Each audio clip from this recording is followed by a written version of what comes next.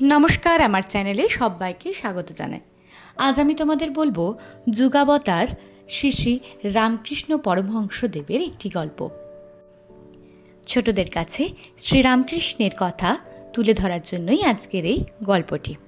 Video শুরু করার আগে বলি, যদি আমার চ্যানেলে নতুন হয়ে থাকো তাহলে চ্যানেলটাকে অবশ্যই সাবস্ক্রাইব করে রেখো। তাহলে চলো আজকের গল্প শুরু করা যাক। বাড়ির ছোট ছেলের উপনয়ন, পূজারী বামুনের বাড়ি, তাই আচার অনুষ্ঠানে কোনো ত্রুটি নেই। শাস্ত্রানুযায়ী সমস্ত আচার অনুষ্ঠান পালন করা হচ্ছে। বাবা মারা গিয়েছেন আগেই, তাই বলে দাদারা অনুষ্ঠানে কোনো ভুল ত্রুটি করেননি। উপনয়ন সংক্রান্ত পূজা পাঠ যাগযজ্ঞ সবই শেষ হয়েছে। পট্টবস্ত্র পরে দণ্ড কমণ্ডলু আর ভিক্ষার ঝুলি হাতে দাঁড়িয়ে আছে ব্রহ্মচারী। ভিক্ষাদান পর্ব শুরু হবে, কিন্তু দেরি হচ্ছে কেন? সমাগত আত্মীয় পরিজন কেমন চঞ্চল, কি যেন গোপন আলোচনায় ব্যস্ত সবাই। ব্যাপারটা কি? বেলা গড়িয়ে এলো। সারাদিন অভুক্ত ব্রহ্মচারী আর কতক্ষণ এভাবে থাকবে? ব্যাপার অন্য কিছু নয়। ব্রহ্মচারী গো ধরেছে ধনী কামারিনীর হাতে সে প্রথম ভিক্ষা নেবে। কি তাজ্জব কথা! ধনী কামারিনী ছোট জাতের মেয়ে, সে কেমন করে ব্রহ্মচারীকে ভিক্ষা দেয়? সমবেত ব্রাহ্মণ মণ্ডলী, আত্মীয় পরিজন সবাই হতবাক। কেউ কেউ বলছেন এই অসম্ভব, এ অন্যায়। ব্রহ্মচারীর বড় দাদা ব্রহ্মচারীকে নানাভাবে বোঝাচ্ছেন যে তার দাবিটা খুবই অযৌক্তিক। তারা ব্রাহ্মণ, কামারিনী কিভাবে ভিক্ষা দেয়? এটা কুলাচার বিরোধী। এভাবে কুলাচার লঙ্ঘন করলে পূর্বপুরুষের আত্মা কষ্ট পাবেন, ইত্যাদি ইত্যাদি। কিন্তু ব্রহ্মচারীর এক গুণ, সে অন্য কারোর হাতে ভিক্ষা নেবে না। তার কথা হলো, ধনী কামারিনী তার ধাত্রীমা, মায়ের কোনো জাত নেই, সুতরাং তার দাবি অন্যায্য নয়।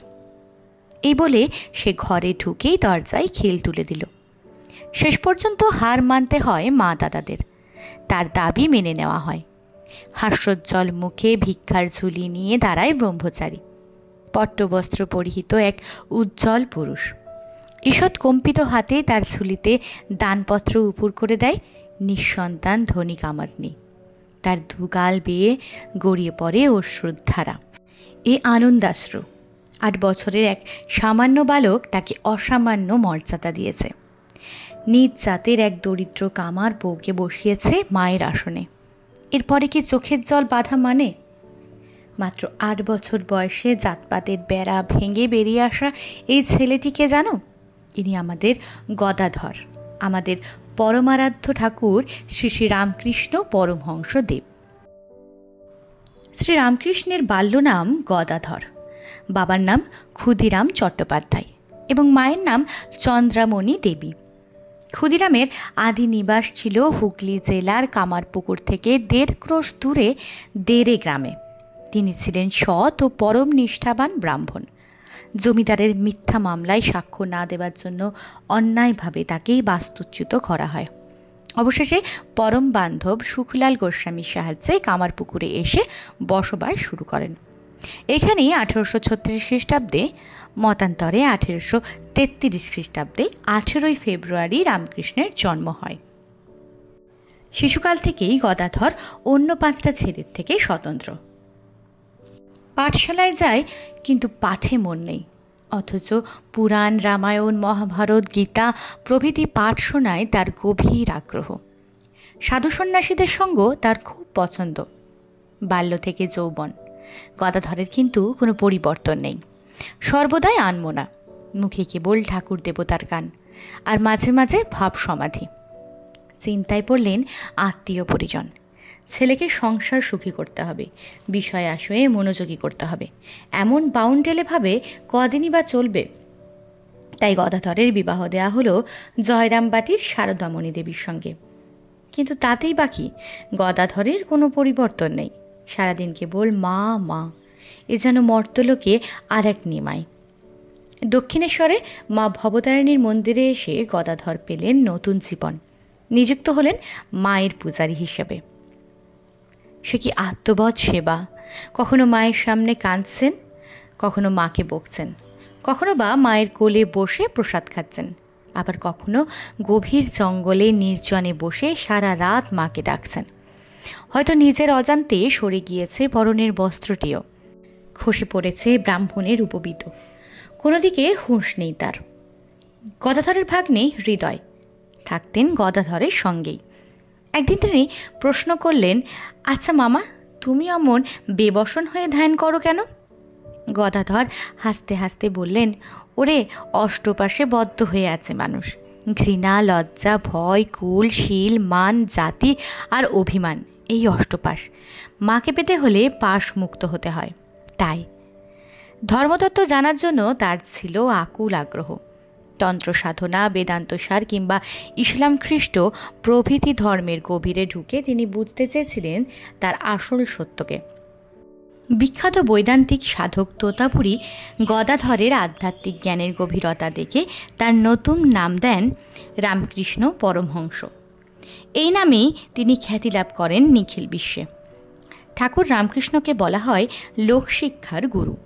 সহজ সরল কথ্য ভাষায় তিনি অনেক জটিল প্রশ্নের সমাধান করে দিয়েছেন। তিনি ছিলেন ধর্ম সমন্বয়ের অগ্রদূত। সকল ধর্মের প্রতি ছিল তার গভীর শ্রদ্ধাবোধ। তিনি বলতেন, আল্লাহ, হরি, খ্রিস্ট সব এক, একই শক্তির ভিন্ন ভিন্ন নাম। যেমন জলকে খ্রিস্টানরা বলে ওয়াটার, হিন্দু বলে জল, আর মুসলিমরা বলেন পানি। আসলে জল কিন্তু একই, ঈশ্বরও ঠিক তাই। একদিন এক ভক্ত তাকে জিজ্ঞেস করল, আচ্ছা ঠাকুর, সংসারে থেকেও কি ঈশ্বর পাওয়া যায়? ঠাকুর একটু হেসে বললেন, নিশ্চয়। তারপর একটা ছোট্ট উপমা দিয়ে বুঝিয়ে দিলেন। বাড়ির দাসী সব কাজ করছে, মনিবের ছেলেকে নিজের মতো ভালোবাসছে, মানুষ করছে, মুখে বলছে আমার রাম কিংবা আমার হরি, কিন্তু মনে জানে এরা তার কেউ নয়। তার মনে সবসময় ঘুরছে তার নিজের ছেলের, নিজের সংসারের ছবি। ঠিক একইভাবে সংসারের সব কাজ করতে হবে, কিন্তু মন থাকবে ঈশ্বরে নিবিষ্ট। ঠাকুর রামকৃষ্ণের রসবোধও কম ছিল না। তখন ঈশ্বরচন্দ্র বিদ্যাসাগরের খুব নাম। তার দয়া, মায়া, দান, সততা, ভক্তির কথা মানুষের মুখে মুখে। ঠাকুর একদিন এসেছেন বিদ্যাসাগরের সঙ্গে দেখা করতে। দু এক কথার পর ঠাকুর বললেন, সবাই কাজ করে নামের জন্য, পুণ্যের জন্য, কিন্তু তোমার কাম নিষ্কাম। তুমি তো সিদ্ধ পুরুষ। বিদ্যাসাগর ইচ্ছে করেই বললেন, কেমন করে সিদ্ধ পুরুষ? ঠাকুর মুচকি হেসে বললেন, এই যে তোমার এত দয়া, তোমার মন এত নরম, আলু পটল সিদ্ধ হলে তো নরমই হয় গো। আবার সবাই হেসে উঠল, কিন্তু বিদ্যাসাগরও কম যান না। তিনিও ঈষৎ হেসে বললেন, কলাই বাটা সিদ্ধ হলে কিন্তু শক্তই হয়। আবার হেসে উঠল সবাই। ঠাকুর আবেগ ভরে বললেন, না না, তুমি তা নও। এতকাল খাল, বিল, হ্রদ আর নদীতে মিশেছি, আজ সাগরে এসে মিটলাম। বিদ্যাসাগর একটু হেসে বললেন, তাহলে একটু নোনা জল নিয়ে যান। ঠাকুর বললেন, না গো, নোনা জল কেন, তুমি তো ক্ষীর সমুদ্র। আবার হেসে উঠল সবাই। ঠাকুরের বাকচাতুর্যে অভিভূত হলেন বিদ্যাসাগর। ঠাকুর রামকৃষ্ণের উদার ও সহজ সরল ধর্মাদর্শে আকৃষ্ট হয়ে বহু মানুষ তার অনুগামী হন। এদের মধ্যে অন্যতম ছিলেন বিশ্ববরেণ্য মহামানব স্বামী বিবেকানন্দ। 1886 খ্রিস্টাব্দের 16ই আগস্ট এই মানবাত্মা অমৃতলোকে যাত্রা করেন। আজকের গল্প এই পর্যন্তই ছিল। ভিডিওটা ভালো লাগলে একটা লাইক করে দিও। গল্পটা বন্ধুদের সাথে শেয়ার করতে ভুলো না। দেখা হচ্ছে পরবর্তী ভিডিওয়। আজকের জন্য টাটা।